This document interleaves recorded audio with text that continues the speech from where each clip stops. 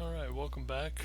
In this segment, I'm going to be talking about the whole series of events and policies taking place and being instituted that are going to lead up to the American Revolution and the eruption of that formal break basically between the Americans and the British.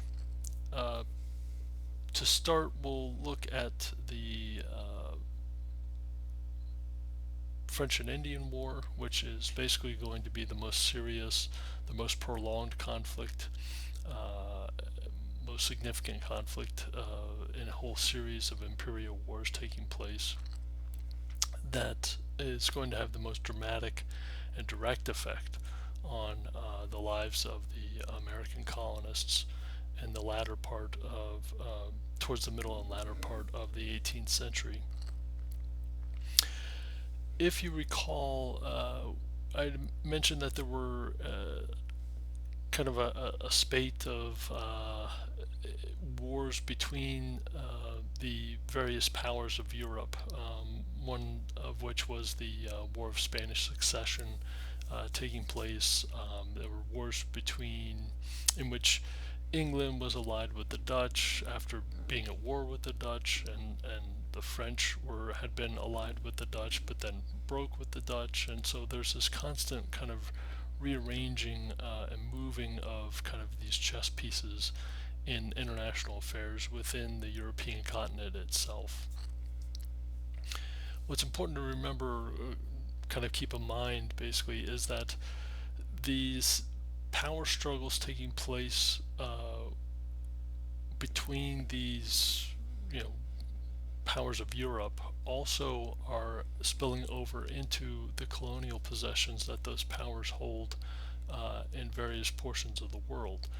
The Americas was not not exempt from that, and so as a result, this is how, as I mentioned, I think earlier, that the English come to exact control and basically assimilate Dutch possessions, colonial holdings like Delaware and New York City, among others, into the English colonies that would become the 13 colonies themselves.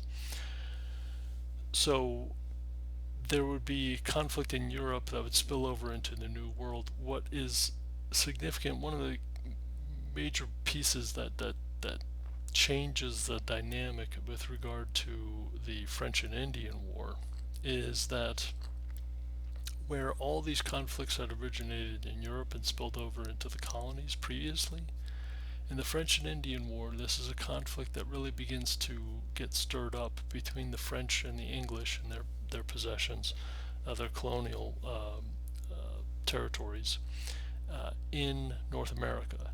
And then that reignites the animosity that these kingdoms and these empires in Europe had with one another, leading to what was known as the Seven Years' War. So, and this is kind of emblematic of this whole time period, basically the early to mid portion of the 18th century, when you're talking about these series of conflicts. In Europe, they have one name for the war, and in the Americas, they have a different name for that same conflict. And so the French and Indian War is what we refer to it as when we're talking about the theater of operations in North America, primarily between the English and the French, and the French and their Indian allies. That same and that conflict rages basically between 1756 to 1763. In 1756, you have the uh, conflict being named the Seven Years' War from 1756 to 1763. So, and it has a whole theater of operations within Europe itself, and the main powers that are involved are obviously France and Britain, but also Prussia, Russia and the Austro-Hungarian Empire under the leadership of Maria Theresa. I'm going to focus mostly in this segment on what's happening in in North America, okay, during the French and Indian War, and talk about the policies that Britain is putting in place to try and manage that conflict, because this is setting the foundation, the groundwork for why the American Revolution takes place at all. So, but I needed to make that context clear because there's a lot kind of going on with regard to all these aspects in motion simultaneously. So tensions begin to ramp up between the English and the French as the English begin to move westward and more into the interior of the North American continent. They begin to butt up against the holdings of the French Empire, the French Kingdom had established for themselves. Now, this was mainly achieved because the French penetrated into the interior more rapidly and more easily, simply because they had established themselves along the St. Lawrence Seaway, which took you directly into the Great Lakes region. The English had established themselves along the 13 colonies that we know, and so their movement into the interior was much more methodical. It was much slower because they were having to essentially carve out and kind of create the infrastructure and settle land, which took much more energy, much more time to do so, because they were literally carving out these homesteads and the infrastructure from virgin forest, whereas the French were moving along waterways that were much more easily traversable and navigable. But nonetheless, by the mid 18th century, what's happening is that the British settlers are beginning to explore, at the very least, over the Appalachian Mountain Range, and they're beginning to set sights on securing the areas in and around what we know today as Pittsburgh in western Pennsylvania.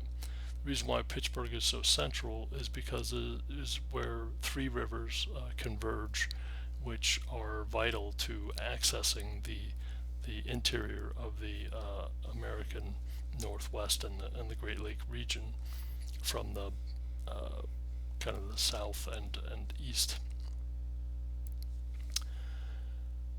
The French build a stronghold near what is today Pittsburgh, a place called Fort Duquesne. And basically the implication here is that you build the fort, and as a military fortification, this basically is going to establish and convey your right to access, to possess that land, essentially. So to kind of present it as a fait accompli as far as your sovereignty is concerned. So the ability to extend military authority and security into a region is vital. In response to that, British colonial forces begin to try and inject their own and impose their own military authority.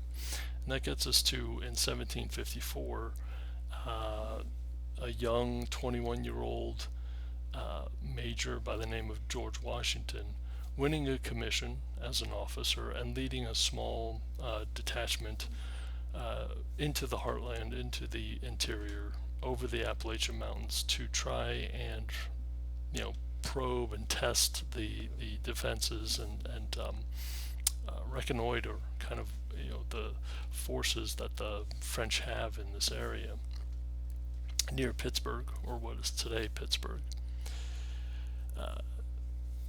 Washington goes ahead and tries to establish a fort himself, Fort Necessity. It's a very rickety kind of establishment. It really is poorly sited, and it ends up being kind of a debacle. Washington and his troops are forced to, you know,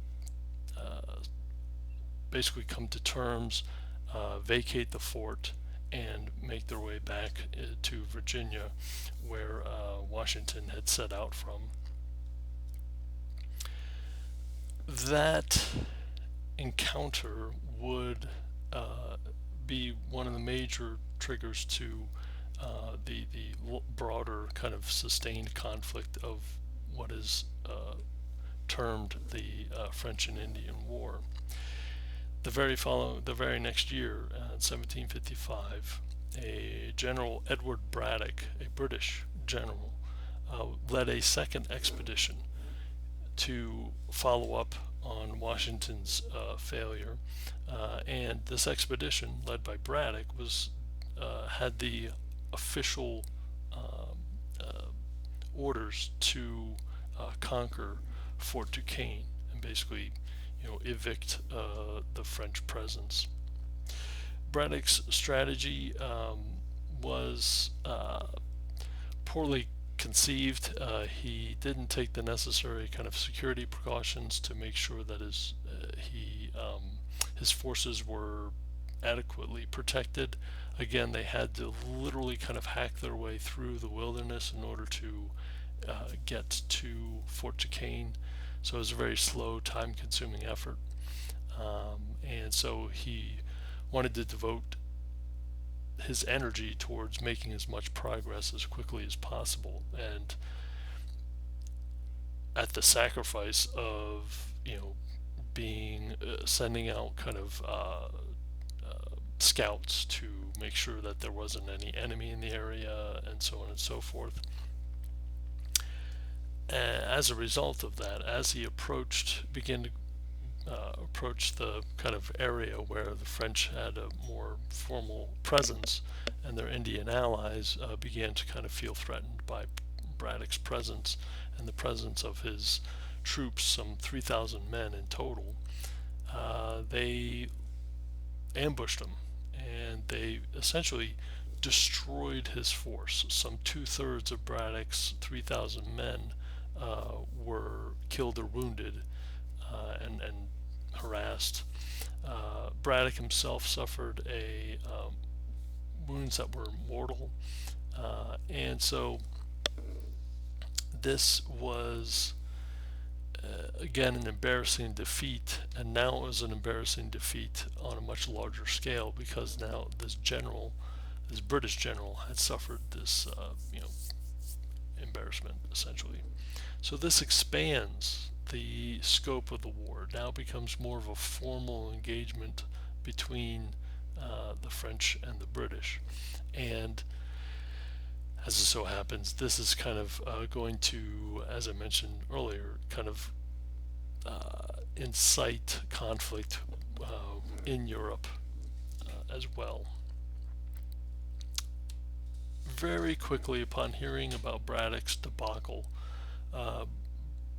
the British government decides to conquer Canada and the French possessions along the St. Lawrence Seaway once and for all.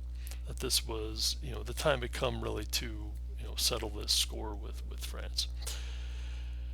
William Pitt was the British Prime Minister at the time, and so as a part of his wartime policy, he went about trying to recruit colonists into the ranks of the regular army. This is done for several reasons. First, it was going to minimize the cost of trying to transport British soldiers across the Atlantic, which would take time, money, It would tie up the British Navy as they kind of devoted themselves to the labor-intensive logistics of trying to move troops and horses and material to support them. And so William Pitt quickly recognized that the best way, the most efficient way to conduct this war was to use the manpower that was already on site in the colonies themselves. Pitt expected to have rather enthusiastic support for this from the colonists, but he very quickly realized that he was going to have to coerce the colonists into service. He inducted indentured servants into the army without compensating their masters. And recruitment begins to fall. They can't meet their quota necessary for filling the the necessary manpower to carry out the war aims themselves. Recruitment falls by 1757, and this places a greater pressure on ferrying troops from England directly. It is also, as I kind of mentioned, going to raise the cost and the expenses necessary for conducting this war. But nonetheless, this is what William Pitt does. He also begins to impress uh, he resorts to the issue of impressment, which meant that the British officers had the ability to um, force colonists into British military service. This is called impressment. There were also, and could force them into service in the Navy as well. There were also quartering acts that were put into place and policies. Troops were to be housed in private homes, the private homes of the English colonists and colonists under the protection of the British Crown.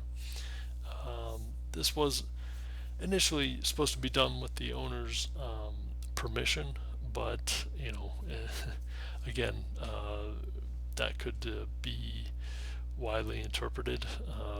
And again, this was an effort to cut down on expenses, that you didn't have to build the facilities for housing troops. You could just try and use the private domiciles of the colonists themselves. For the colonists, this was a financial burden. It was expensive to house troops in whatever facilities they had. Also, morale among those kind of pressed into service within the British ranks were low. They had kind of a low morale throughout the course of the war. Part of the reason for this is the chain of command itself, where the highest ranking colonial officer was subordinate to the lowest ranking British officer. Okay. British troops often took credit for all of the British victories and blamed the colonial militia for any reversals or defeats. So as a result, the colonists began to take matters into their own hands, and they begin to resort to practicing and engaging in illegal trade with French forces in order, kind of a black market, in order to trade goods, in order to get the goods that the colonists need in order to survive, really. This led to profiting from inflated prices of goods when part of the black market is derived from the heightened and inflated prices, but also at the same time, the colonists are hoping to make a profit from that inflated price.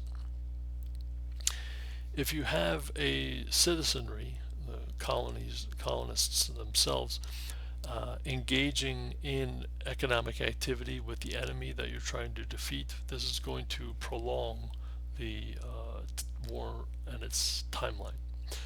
It's also going to contribute to the British taking even more extreme measures in confiscating goods to make sure that they are not don't fall into enemy hands, further alienating colonial support for the war.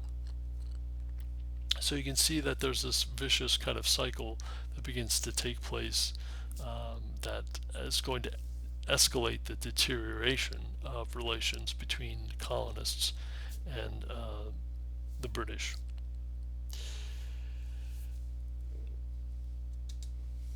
The Prime Minister, William Pitt, in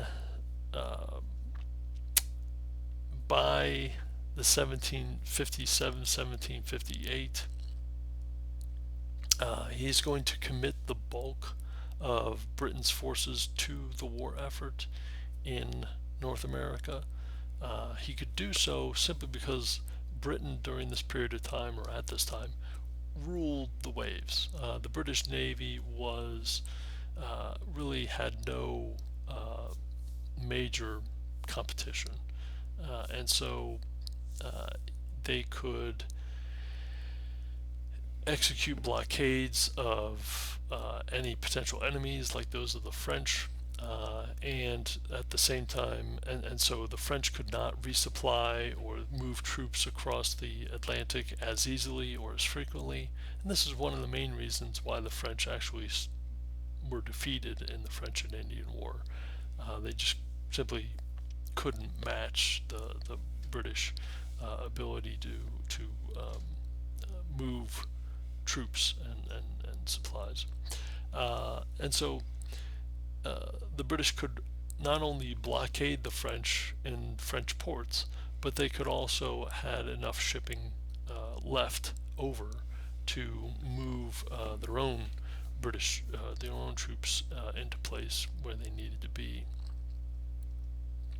And at the same time, they could help their allies, mainly Prussia, in the European theater of war as well.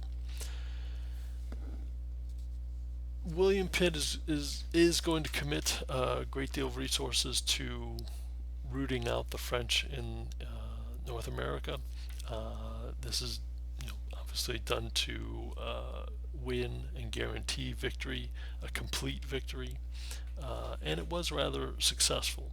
By 1759, the British Navy had succeeded in subordinating the French resupply of troops in North America. And as a result, on February 10th of 1763, the powers, both in the 7 Years' War and involved in the European theater, as well as the French and the British in the French and Indian War in the Americas, are going to come to terms in what's known as the Treaty of Paris of 1763.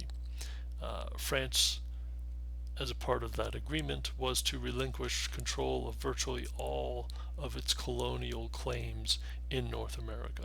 It was only relegated to maintain its some possessions of colonial possessions in the Caribbean, but really it was completely removed from the Great Lakes region, the St. Lawrence Seaway, down the Mississippi into Louisiana.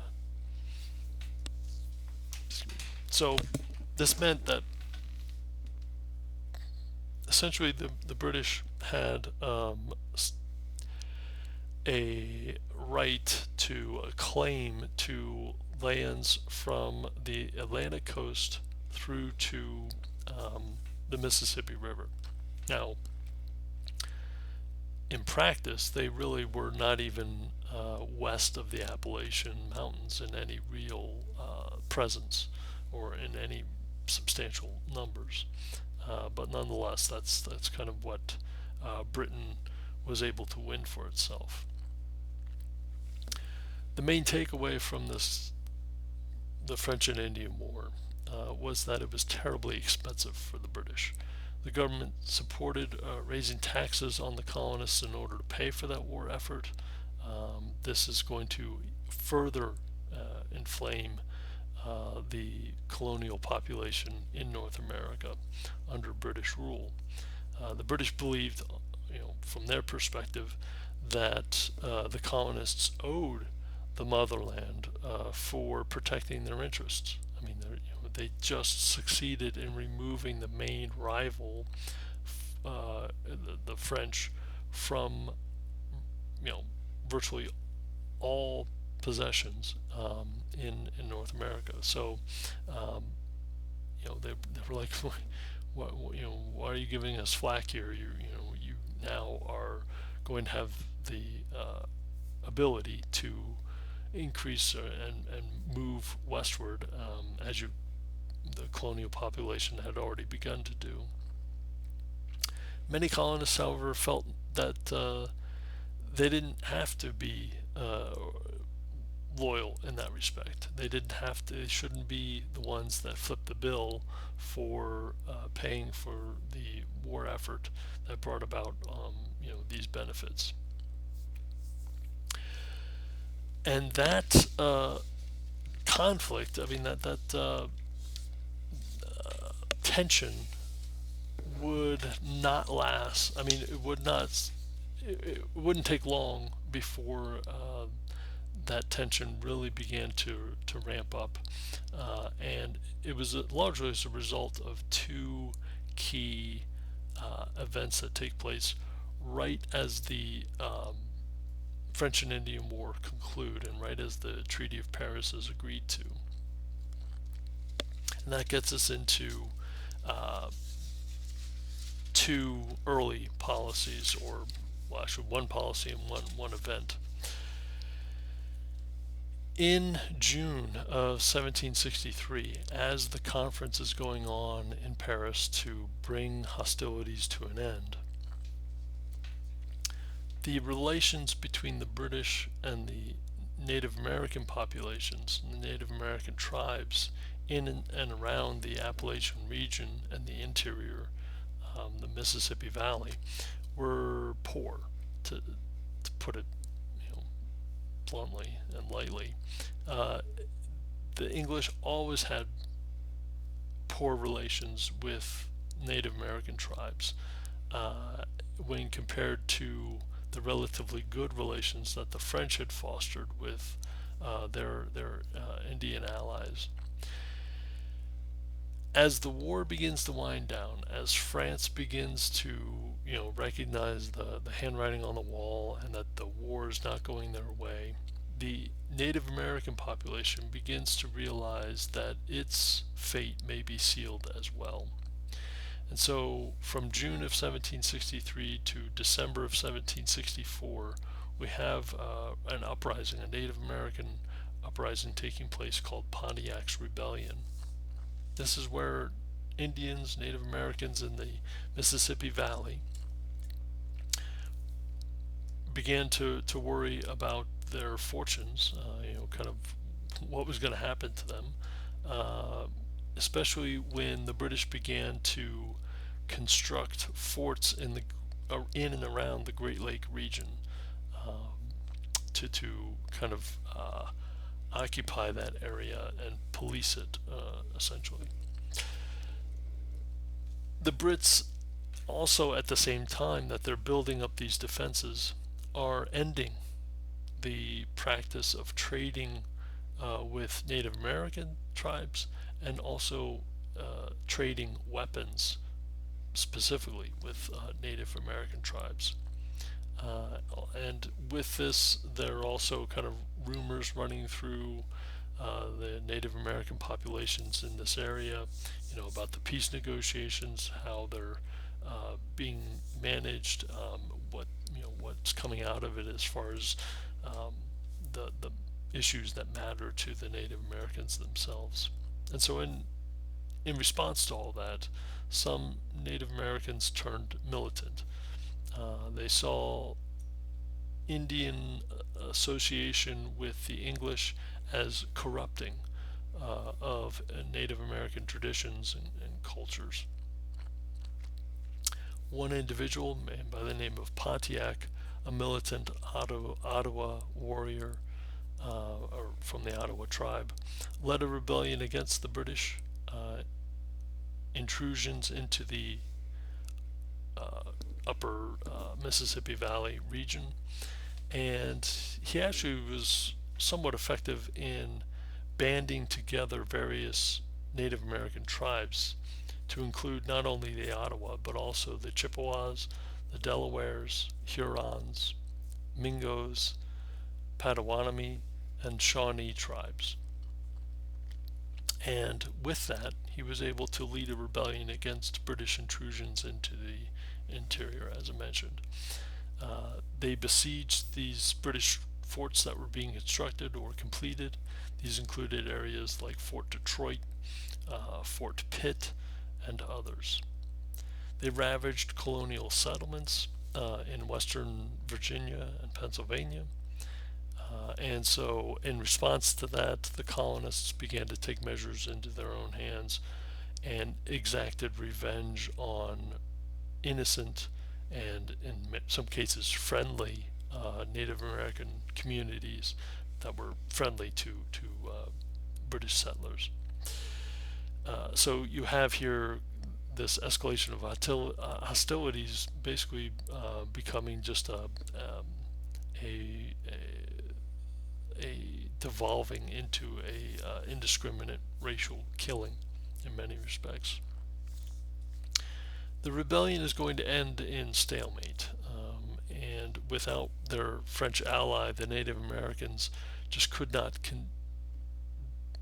continue to fight, and they couldn't bring the fight to any resolution really in their favor. Some 2,000 whites were killed during this period of time, as well as another 2,000 Native Americans. Pontiac himself was assassinated in 1765, which really brought about the end of the Pontiac's rebellion. At the same time that this is taking place, the British are beginning to establish what was known as the Proclamation Line of 1763. This was Britain's answer to trying to improve the very poor relations with Native Americans. And this is happening just at the almost at the same time that Pontiac's rebellion is going on. So it's almost being undercut at the very moment that it's trying to be put into place. It really is trying to use diplomacy here to cut the costs that might be incurred if there was an effort to impose kind of a military garrisoning of these areas where these Native American tribes were located.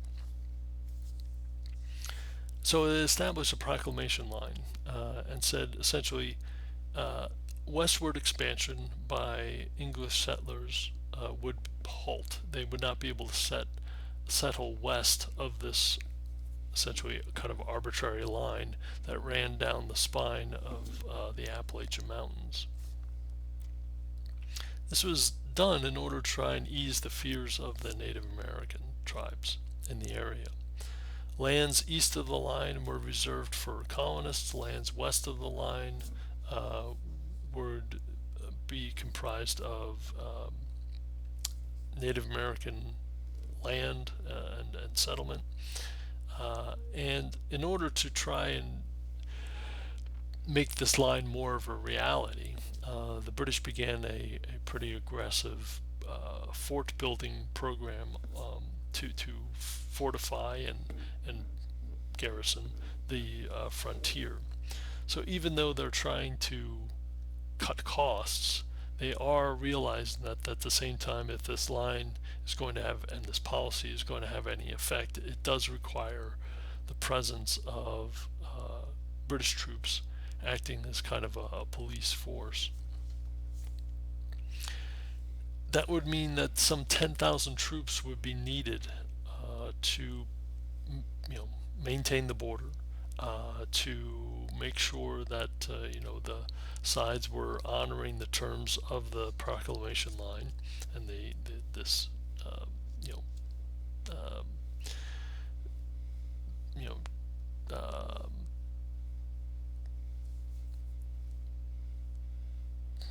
border or kind of separation between these two communities.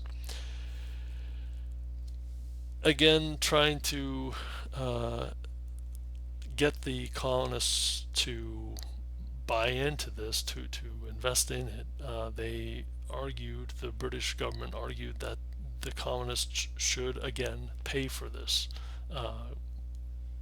policing of the border, which would cost some 250,000 British pounds per year.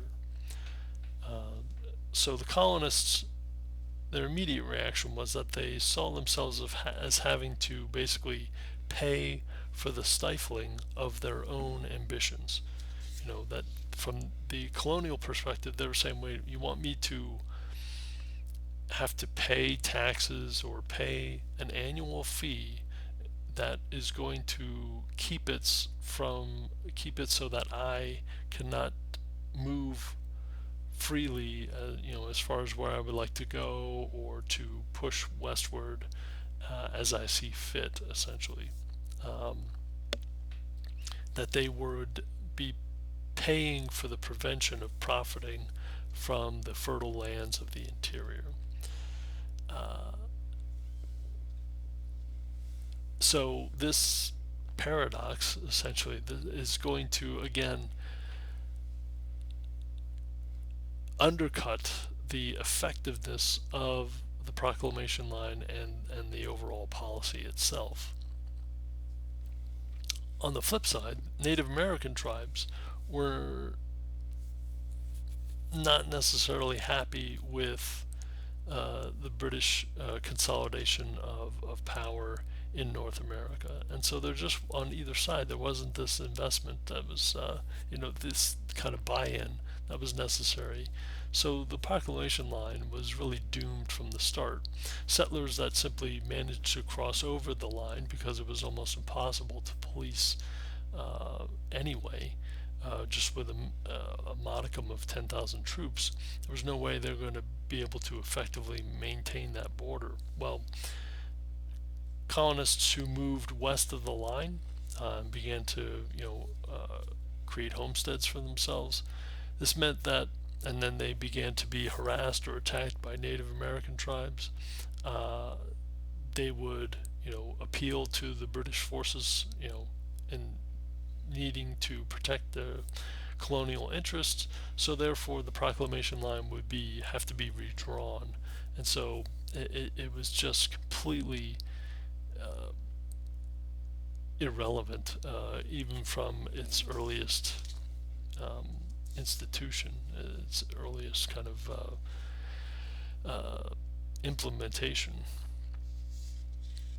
So it's these two early policies immediately following the French and Indian War that are going to just kind of best demonstrate the predicament that the British government was in. The British government also needed to collect more revenue in order to pay off wartime debts that were incurred, as a result of fighting essentially two wars, one in Europe and one in the Americas. They came up with two basic strategies for doing this. First, they wanted to crack down on illegal shipping and smuggling that was happening in and around the North American continent. This would help bind the colonies more closely to England, it was assumed. Again, kind of a reinforcement of a mercantilist-like policy, economic philosophy. Um, England would act as, again, kind of the middle agent here in getting American raw materials to a wider global market. It would also provide those English factories that were cropping up as a result of the Industrial Revolution with the raw materials that they needed as well. But it turned out that the American colonists could make more profit, better money, from selling materials to others, like the Dutch, for example. And so this meant that they engaged in illicit trade with other European powers. It didn't help matters that under this kind of system, the triangle trade that we talked about and the mercantilist system, this kept colonies, and in this case American colonies, cash poor, because they would get money for the raw materials that they were shipping out to England, but then they would need to buy manufactured goods from England, and so they basically would get money and then they would have to spend money, leaving them cash strapped. And you're asking this population to now pay for things like a proclamation line and maintaining it, and also raising taxes on them, which is the other policy put into effect to help pay down the war debts that had been accrued from the French and Indian War. The British argument for taxation went, as such that basically all British subjects needed to pull their weight. Colonists had gotten off easy from tax breaks to attract settlers to the English colonies, which was true. And the colonial argument, on the other hand, was that taxes were decided upon in London, the classic taxation without representation. Colonists were not represented directly in the British government in London itself, and so they asked initially to have at least some taxes be decided upon in America by via these American assemblies that were had been created to govern the colonies. Britain replied to this by saying essentially that Parliament passed laws, and they passed laws for all British citizens, of which the colonists were a part. Grenville, the Prime Minister towards the tail end of the French and Indian War, he had replaced William Pitt. In 1765, he called this virtual representation. That yes, you might not have an actual member of Parliament sitting in the House of Commons representing your interests directly, but your sentiments are taken into consideration. It's important to note that colonists couldn't vote for members of Parliament. So again, this gets us into this intractable kind of back and forth between the colonists and British officials. Rather than extend political rights as maybe they could have, the British government began to actually curtail and crack down on the rights of the colonists. Smugglers that had been caught violating British customs officials and trying to evade British taxation were tried in courts before a jury of their peers, usually in the colonies themselves. Very quickly, these colonial peers began to hand down very light sentences to these guilty smugglers. And so as a result, Britain began to crack down on the legal system within the colonies, establishing what were called the Vice Admiralty Courts, where a single crown-appointed judge could decide sentences, rather than, and basically took the decision-making out of the hands of the jury, a jury of peers comprised or consisting of colonists themselves. There was also a series of tax codes that were put into place. These included the Sugar Act, the Stamp Act, the Quartering Act, the Townshend Acts. This is basically coming in rapid succession in 1764, 65, 67. There is the Currency Act of 1764 as well, the Stamp Act. All of these are basically trying to, they're designed to raise taxes on the colonists in order to raise revenues, in order to pay down the British debt. There's so many different acts put into effect because the colonists were rather effective in getting around them.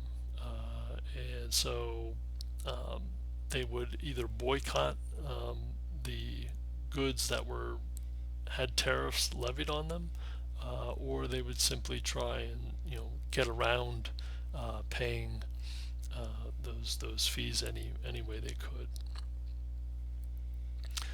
By 1770, the British really began to shift towards a more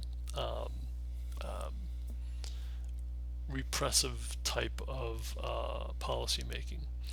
In 1770, this helps get us to the Boston Massacre. For some time, Boston had been a hotbed of colonial protest against British troops, against British policies. There was the physical and verbal abuse and taunts had been a daily occurrence by the late 1760s. Boston was home to some 4,000 British troops in a port town that consisted of 16,000 inhabitants. So one soldier for every 4 citizens. So it was almost like kind of a police-like state in many respects. Colonists began to organize themselves into kind of these secret societies, the Daughters of Liberty, Sons of Liberty. These consisted of colonial professionals, artisans, lawyers, doctors, teachers, merchants. And they are the ones that are going to lead the protests and boycotts to just get around and try and nullify the various taxation policies put into effect.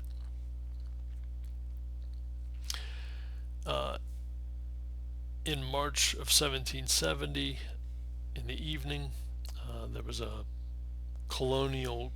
crowd of colonists that descend on a small detachment of British troops. Fearing for their lives, they fired into the crowd. This killed 5 colonists, including Crispus Attucks, who was a former slave.